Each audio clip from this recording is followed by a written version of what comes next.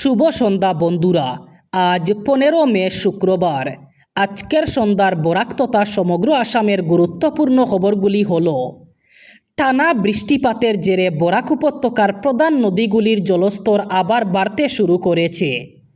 শুক্রবার কয়েক ঘন্টার একনাগাড়ে বৃষ্টিতে নদীর জল অস্বাভাবিক হারে বৃদ্ধি পাওয়ায় আবারও বরাকে বন্যার আশঙ্কা তৈরি হয়েছে। স্থানীয়দের বক্তব্য অনুযায়ী আরও 2 থেকে 3 ঘন্টা একইভাবে বৃষ্টি চলতে থাকলে নদীর জল বহু বাড়িতে ঢুকে পড়ার আশঙ্কা রয়েছে। ইতিমধ্যে মধুরা নদীর জলস্তর ক্রমশ বিপদসীমার দিকে এগোচ্ছে। নদী তীরবর্তী একাধিক সবজি ক্ষেতে জল ঢুকে ব্যাপক ক্ষয়ক্ষতি হয়েছে। হঠাৎ নদীর জল বৃদ্ধি পাওয়ায় পাহাড় এলাকার পুরনো গাছপালা ভেসে যেতে দেখা যায়। সেই ভেসে আসা কাঠ সংগ্রহ করতে অনেকেই নদীর বুকে নেমে পড়েছেন, যা নতুন করে ঝুঁকির কারণ হয়ে উঠেছে। এদিকে নদীর জলস্তর আরও বাড়লে পরিস্থিতি ভয়ঙ্কর আকার নিতে পারে বলে আশঙ্কা করেছেন স্থানীয়রা। শুক্রবারের টানা বৃষ্টিতে শিলচর শহরের একাধিক এলাকায় কৃত্রিম বন্যা পরিস্থিতির সৃষ্টি হয়েছে। Bilpar Radhamadhab road, Vivekananda road, link road এবং আশ্রম রোড সহ শহরের বিস্তীর্ণ এলাকা জলমগ্ন হয়ে পড়েছে। রাস্তায় হাঁটু সমান জল জমে যাওয়ায় সাধারণ মানুষের যাতায়াতে চরম দুর্ভোগ নেমে এসেছে। অবিরাম বৃষ্টির জেরে শহরের বহু রাস্তা প্লাবিত হয়েছে। বিভিন্ন এলাকায় দোকানপাট এবং ঘরবাড়ির মধ্যেও জল ঢুকে পড়ার খবর মিলেছে। স্থানীয় বাসিন্দাদের অভিযোগ, দীর্ঘদিন ধরে ড্রেনেজ ব্যবস্থার বেহাল অবস্থার কারণে জমে থাকা জল দ্রুত নামছে না। ফলে সামান্য বৃষ্টিতেই শহরের বিভিন্ন এলাকা জলমগ্ন হয়ে পড়েছে। এদিন বিবেকানন্দ রোডে জলমগ্ন রাস্তার মধ্যে দিয়েই মৃতদেহ শ্মশানঘাটে নিয়ে যেতে দেখা যায়। এই দৃশ্য ঘিরে শহরবাসীর মধ্যে ক্ষোভ এবং উদ্বেগ ছড়িয়ে পড়েছে। শ্রীভূমি সদর থানার সম্মুখে শুক্রবার সকালে এক মর্মান্তিক দুর্ঘটনায় প্রাণ হারালেন এক সাইকেল আরোহী। প্রবল বৃষ্টির মধ্যে রাস্তায় পড়ে থাকা বিদ্যুতের তারের সংস্পর্শে এসে গুরুতরভাবে বিদ্যুৎস্পৃষ্ট হন তিনি। প্রত্যক্ষদর্শীদের মতে ঘটনাটি ঘটার সঙ্গে সঙ্গেই ওই ব্যক্তি রাস্তায় লুটিয়ে পড়েন। স্থানীয় বাসিন্দারা দ্রুত তাকে উদ্ধার করে হাসপাতালে পাঠানোর ব্যবস্থা করেন। তবে চিকিৎসকদের সব প্রচেষ্টা ব্যর্থ করে শেষ পর্যন্ত মৃত্যু হয় তার। তবে এখনও পর্যন্ত মৃত ব্যক্তির পরিচয় অথবা ঠিকানা জানা যায়নি। এই ঘটনাকে কেন্দ্র করে এলাকা জুড়ে শোকের ছায়া নেমে এসেছে। স্থানীয়দের অভিযোগ, বর্ষাকালে খোলা বৈদ্যুতিক তার এবং বিদ্যুৎ বিভাগের অব্যবস্থাপনার কারণে প্রায়ই দুর্ঘটনার আশঙ্কা তৈরি হয়। এই মর্মান্তিক ঘটনার পর প্রশাসনের ভূমিকা নিয়েও প্রশ্ন উঠতে শুরু করেছে। পরিবেশ সংরক্ষণ ও জ্বালানি সাশ্রয়ের লক্ষ্যে 15 থেকে 20 বছর পুরনো পেট্রোল এবং ডিজেল চালিত যানবাহন নিষিদ্ধ করার সিদ্ধান্ত নিয়েছে অসম সরকার। রাজ্যে বিজেপি নেতৃত্বাধীন তৃতীয় মেয়াদের এনডিএ সরকারের প্রথম মন্ত্রিসভার বৈঠকে এই গুরুত্বপূর্ণ সিদ্ধান্ত নেওয়া হয়। মন্ত্রিসভার বৈঠকের পর এক সাংবাদিক সম্মেলনে গৃহীত এই সিদ্ধান্তের কথা জানিয়েছেন মুখ্যমন্ত্রী হিমন্ত বিশ্ব শর্মা। তিনি বলেন, এই পদক্ষেপের লক্ষ্য হল দূষণ কমানো, পরিচ্ছন্ন পরিবহন ব্যবস্থাকে উৎসাহিত করা এবং রাজ্য জুড়ে পরিবেশগত স্থায়িত্ব উন্নত করা। আরেকটি গুরুত্বপূর্ণ সিদ্ধান্তে মুখ্যমন্ত্রী জানান, সরকারি কার্যক্রমে জ্বালানি দক্ষতা বাড়ানো এবং দায়িত্বশীল শক্তি ব্যবহারের লক্ষ্যে অসম সরকার পেট্রোল এবং ডিজেলের ক্রয় ও ব্যবহার আগের তুলনায় 20% কমানোর সিদ্ধান্ত নিয়েছে। কাছাড় জেলার উদারবন্দ থানার অন্তর্গত দুর্গানগরের লক্ষ্মীরবন্দ এলাকায় মারপিটের ঘটনার 3 দিন পর এক যুবকের মৃত্যু ঘিরে এলাকায় ব্যাপক চাঞ্চল্যের সৃষ্টি হয়েছে। মৃত যুবকের নাম একলাসউদ্দিন লস্কর। তিনি প্রয়াত আব্দুর রহমান লস্করের পুত্র।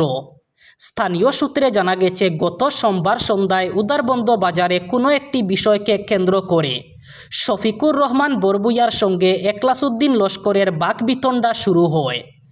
অভিযোগ, বৎসার এক পর্যায়ে একলাসকে মারধর করা হয়। গুরুতর আহত অবস্থায় তিনি কোনো ক্রমে সেখান থেকে বাড়িতে ফিরে যান। পরিবারের দাবি, ঘটনার পর শফিকুর রহমানের পক্ষ থেকে একলাসের বিরুদ্ধে উদারবন্দ থানায় একটি মামলাও দায়ের করা হয়। সেই মামলার তদন্তে সোমবার রাতেই পুলিশ একলাসের বাড়িতে গেলেও তার শারীরিক অবস্থা অত্যন্ত আশঙ্কাজনক হওয়ায় তাকে থানায় নিয়ে যাওয়া হয়নি। এদিকে জানা গেছে মঙ্গলবার সকালে একবার একলাসকে ঘরের বাইরে দেখা গেলেও এরপর থেকে আর দেখতে পাননি পরিবারের সদস্যরা। এতে পরিবারের সন্দেহের সৃষ্টি হয়। অবশেষে বৃহস্পতিবার সকালে ঘরের দরজা ভেঙে ভিতরে প্রবেশ করলে একলাসের মৃতদেহ উদ্ধার করা হয়।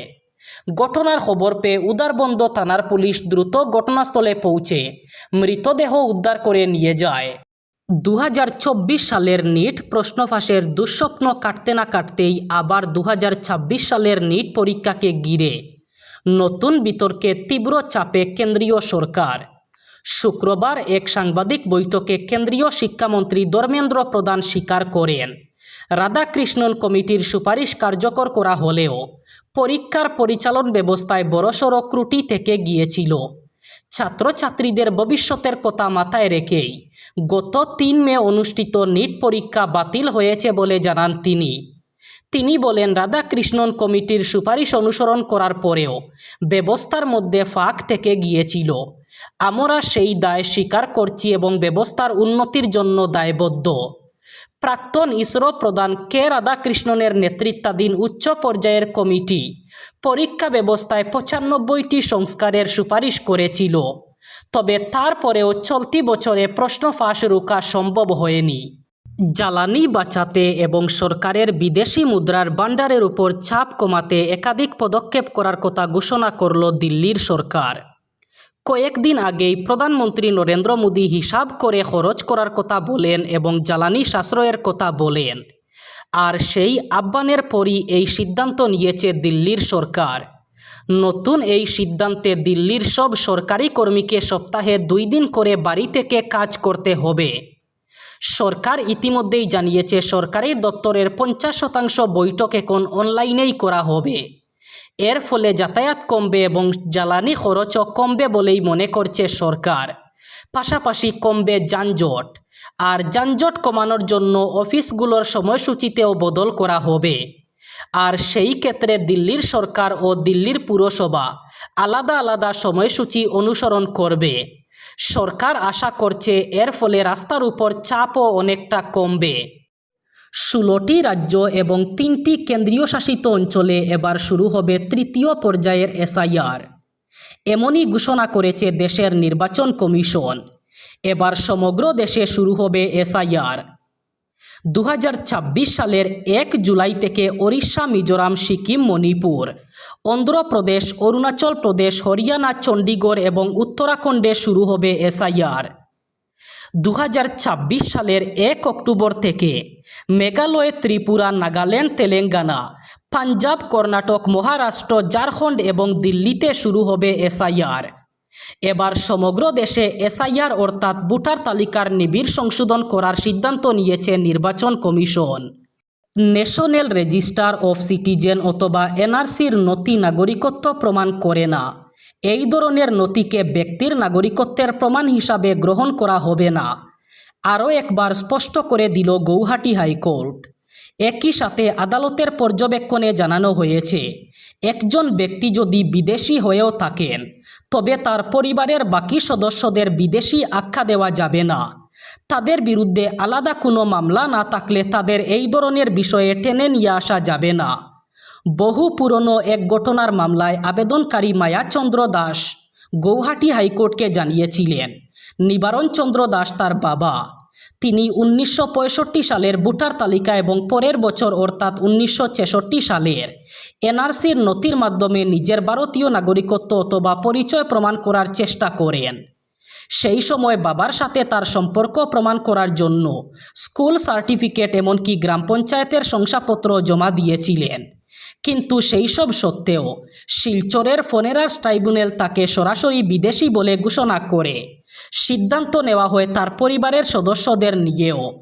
এমন ঘটনার পরই মায়া দাস সরাসরি গৌহাটি হাইকোর্টে পিটিশন দাখিল করেন।